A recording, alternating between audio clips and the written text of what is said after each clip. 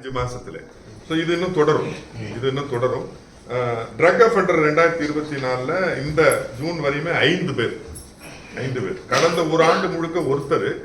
ஆனா இந்த ஆண்டு ஜூன் வரைக்குமே 5 பேர் ட்ரக் அஃபெண்டர் போட்டிருக்கோம். ஸோ அதனால இதுல இந்த மாதிரி தடுப்பு நடவடிக்கைகள் தான் இது. அதுலயும் நாங்க துரித நடவடிக்கை எடுத்தோம். எவ்வளவு சார் பெண்டிங்? பெண்டிங் அப்படின்னு இல்லைங்க, என்கிட்ட எந்த பெண்டிங் இல்லை. வர உடனே அப்ரூவல் பண்ணிடுவோம்.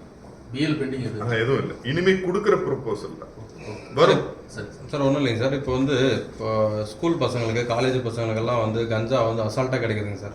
இதை கஞ்சாவை தடுக்கிறதுக்கான என்ன மாதிரி நடவடிக்கை எடுத்து? இல்லை, இப்போ ஏற்கனவே சொன்னது போல பள்ளி மற்றும் கல்லூரி நிறுவனங்கள் மத்தியில் போதைப் பொருள் தடுப்பு குழு அப்படின்னு ஆன்டி ட்ரக் கமிட்டின்னு ஒன்று வச்சிருக்கிறோம்.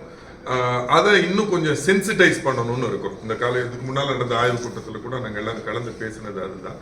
அவங்களுக்கு சம்பந்தமான ஒரு கூட்டம் நடத்தி அவங்களுக்குனுடைய பிரைவேசியை, சேஃப்டியை என்ஷூர் பண்ணிட்டு, ஏன்னா அவங்க தான் தகவல் தராங்க. ஸோ அவங்களுடைய பாதுகாப்பு முக்கியம்.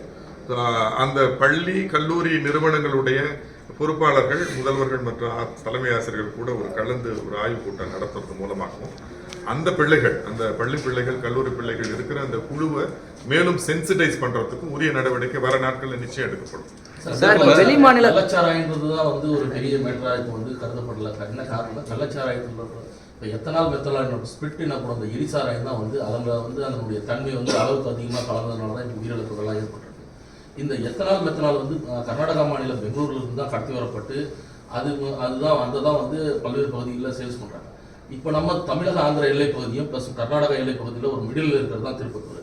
இது ஈஸியாக வரதுக்கான வாய்ப்புகள் இருக்கு. இதை தடுக்கிறதுக்கான நடவடிக்கைகள் செக் போஸ்ட்ல சோதனை சாவடிகளுடைய கண்காணிப்பு நடவடிக்கை